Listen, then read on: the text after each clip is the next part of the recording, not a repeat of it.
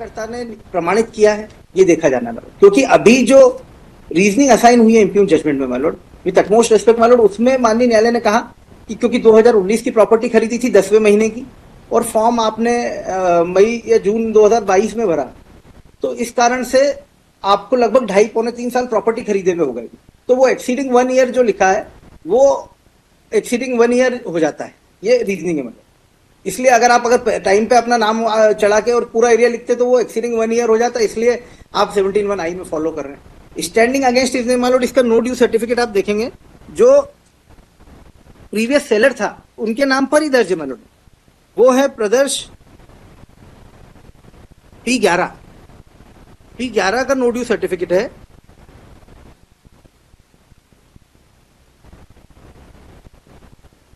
वो प्रवीण जी के नाम पर है मतलब, जिन्होंने ये संपत्ति इनको बेची थी, और एविडेंस में ये आया है, इन्हीं का सजेशन था मतलब कि 25 साल से निर्माण है पुराने, ये इनके सजेशन पे उन्होंने कहा कि 25 साल पहले बना है वहां पे, तो 25 साल पहले बना है और मैंने 2019 में खरीदा है, तो सेल डीड की गवर्नमेंट रहते हैं कि आज दिनांक के बाद के टैक्स की जिम्मेदारी मेरी होगी, आज दिनांक के पहले के टैक्स की सेलर की रहेगी, ये तो एज ए सेटल और लिखा हुआ भी मतलब जो सेल डीड है। अब ऐसी स्थिति में आप माननीय न्यायालय ने कहा क्योंकि एक्सीडी आपने 2019 में खरीद लिया था और आपने जो 200 स्क्वायर फीट ही वहां लिखा हुआ है, भले ही मौके पे 1600 स्क्वायर फीट है, तो आपने 1400 स्क्वायर फीट का कर अपवंचन किया है, तो वो रिलेट बैक बड़ा, मुझे ऐसा लगता है जो बड़े पैमाने लिखा है वो रिलेट बैक शायद उन्होंने 25 साल कर दिया हो, वरना बड़े पैमाने की तो कोई बात आती नहीं मैंने, क्योंकि मैंने तो खरीदा ही 2.5 साल पहले था, अगर ऐसा मान लिया जाए तो जो रिटर्निंग कैंडिडेट है उन्होंने खरीदा ही 2.5 साल पहले था। ऐसे ही मेलोड ये एक बड़ी एम्बिग्यूटी मालोड, एक आप देखें 17(1) आई के बाद एक आता है मालोड 17(1) ओ, 17(1) ओ में है मालोड, has any dues payable to the Madhya Pradesh state electricity board और इट्स सक्सेसर कंपनीज, ये भी एक डिस्क्वालिफिकेशन है मालोड। अब माननीय जिला जज साहब के द्वारा मालोड जो नीचे आदेश पारित किया गया उसमें इस बात को तो बड़ा गंभीर ले लिया कि प्रॉपर्टी टैक्स जो है वो देना बहुत ही बड़ी बात है मालोड, लेकिन आप पैरा 37 देखें मालोड, आगे विश्लेषण नहीं कि आप पैरा 37 देखें इम्प्यून जजमेंट का मालोड, आपकी अनुमति हो तो मैं पढ़ दूं मालोड पैरा 37। इस भवन क्रमांक 65/103/4 छोटी खजरानी इंदौर के विद्युत कनेक्शन व कचरा शुल्क के संबंध में जो अन्य आपत्तियां की गई है वे प्रकरण के तथ्य एवं परिस्थिति के आलोक में पूर्णतः सारहीन व तुच्छ प्रकृति की, इसलिए इन आपत्तियों पर विचार नहीं किया जा रहा। ये आपत्ति मालोड उसके पीछे इन्होंने ये किस कॉन्टेक्स्ट में लिखा मालोड, इन्होंने ये कहा कि इन्होंने कचरा शुल्क भी जमा नहीं किया, इन्होंने कहा कि ये बिजली का बिल कमर्शियल उपयोग कर रहे हैं और रेसिडेंशियल का दे रहे हैं, तो वो जो अर्हता 17(1) ओ में है इलेक्ट्रिसिटी डिपार्टमेंट की, उसको तो माननीय न्यायाधीश द्वारा ये कहा गया कि ये तुच्छ और सारहीन प्रकृति की है, जबकि उसका भी डिस्क्वालिफिकेशन है अगर 17(1) ओ देखा जाए तो, पर उस पर कोई विश्लेषण नहीं है मालूम। आपने प्रॉपर्टी टैक्स को कहा कि ये महत्वपूर्ण है और प्रॉपर्टी टैक्स के बेसिस पे आपने कहा कि ये डिस्क्वालिफिकेशन ही हो गया, इसलिए इनका जो नॉमिनेशन था वो इम्प्रॉपरली एक्सेप्ट हो गया। ये एनालॉजी माननीय न्यायाधीश की रही। तो मेरा नम्र निवेदन मालूम कि किसी भी इलेक्शन लॉ को स्ट्रिक्टली इंटरप्रेट करना पड़ेगा। इलेक्शन लॉ को आप beneficial interpretation in favour of petitioner नहीं कर सकते। अगर आपको कोई इंटरप्रिटेशन करना भी है तो it has to be beneficial interpretation in favour of returning candidate, and that too strictly. आपको स्ट्रिक्टली से डिविएट इसलिए नहीं होना क्योंकि इलेक्शन पिटिशन के लिए ये कहा गया है कि as a rule my lord the election petition the mandate of the people should not be overturned. जो लोगों ने जनादेश दिया है उस जनादेश को अगर लाइटली इंटरफेयर कर दिया तो it will create a situation of public distrust, लोगों में अविश्वास की स्थिति उत्पन्न हो जाएगी। आज यही कैंडिडेट माय लॉर्ड जो आज चौथा इलेक्शन लड़े थे, इस चौथे इलेक्शन में भी इनको विजयशील प्राप्त नहीं हो पाएगी, लेकिन आपने इन 4 टेन्योर मतलब लगभग 18 साल के टेन्योर में वहां के पे आप कांस्टेंट अटेम्प्ट कर रहे हैं, नहीं कर पा रहे। आज आप एक टेक्निकलिटी का सहारा ले रहे हैं और माननीय न्यायालय में आ रहे हैं, और एक एक दिन या 18 साल से तो आप चुनाव लड़ रहे हैं, पिछले 18 साल से आप चुनाव लड़ रहे हैं मानोड, और आज आप मैंने यही मानोड इनका 4th इलेक्शन था, this was his 4th election. ये लगातार हारे जा रहे हैं। इन्होंने क्या करा मानोड, इन्होंने बैटल फील्ड बदल ली। इन्होंने कहा वहां तो मैं सक्सेसफुल हो नहीं पा रहा हूँ, मैं यहाँ भाग्य आजमाता हूँ।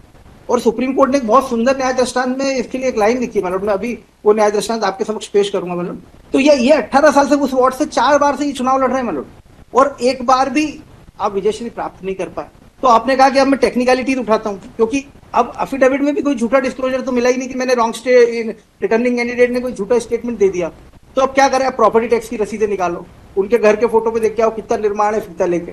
तो अब मैलोड अगर इस एक्सटेंट तक इलेक्शन पिटिशन का स्कोप वाइडन हो जाएगा तो आपको जो मतलब ऐसा कोई भी कैंडिडेट नहीं बचेगा मैलोड जिसके घर की नकदी अगर होगी और जिसकी प्रॉपर्टी टैक्स की रसीद दिखाई जाएगी वो टैली हो जाएगी। तो ये तो मैलोड impractical approach to election laws हो गई in my most respectful submission. मैन इलेक्शन पिटिशन को इतने सीमित दायरे में इंटरप्रेट करना है मैलोड जिससे उसका पर्पस डिफीट नहीं हो जाए। इस संबंध में मैलोड एक बहुत लेटेस्ट जजमेंट है मैलोड माननीय उच्चतम न्यायालय का, उसके कुछ पैराग्राफ मैलोड बहुत रिलेवेंट है। इसके ब्रीफ फैक्ट्स मैं आपको पहले नरेट कर देता हूँ मैलोड। ये फैक्ट्स ये थे मैलोड कि तेलंगाना में एक मेंबर ऑफ लेजिस्लेटिव असेंबली ने चुनाव का फॉर्म भरा। उन मेंबर ऑफ लेजिस्लेटिव असेंबली के फॉर्म में उन्होंने रिसेंट फाइनेंशियल ईयर की आईटीआर डिस्क्लोज कर दी कि इस साल मेरी जो फाइनेंशियल ईयर इनकम है वो कुछ 12 लाख रुपए है।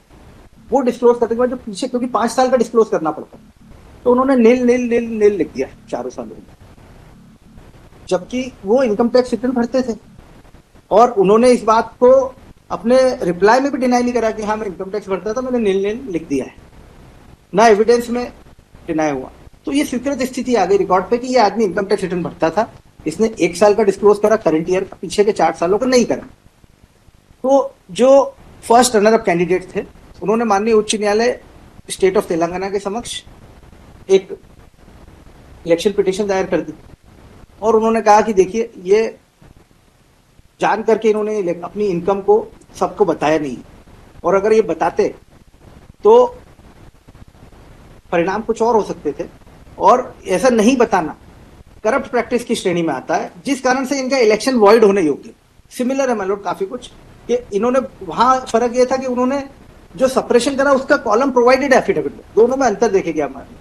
वहां कॉलम प्रोवाइडेड है पॉइंट नंबर 4 में मैलोड कि 5 साल की इनकम आईटीआर आपको पता नहीं, वहां उन्होंने नील लिख दिया है। यहाँ पे वो स्थिति नहीं है।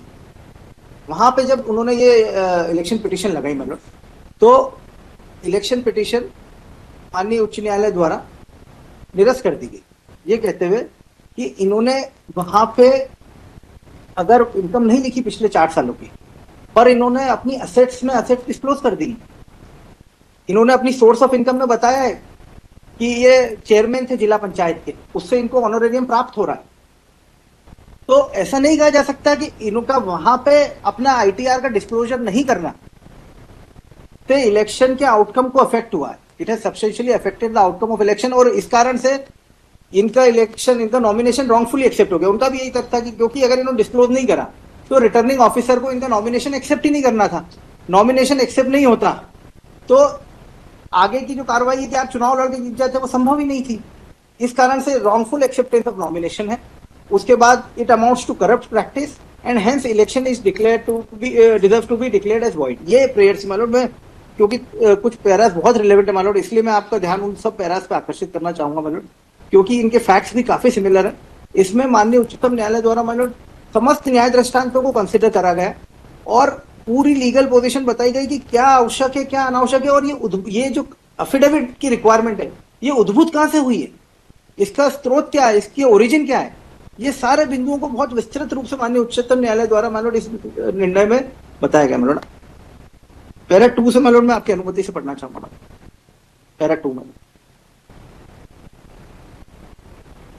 केस मानोड is Ajmera Shyam versus Kova Lakshmi. Ajmera Shyam versus Kova Lakshmi, KOVA Lakshmi. It is reported in मानोड 2025 SCC ऑनलाइन SC 1723। मैंने इसको रेफरेंस सेक्शन में भी माननीय न्यायालय के अवलोकन के लिए अपलोड कर दिया है।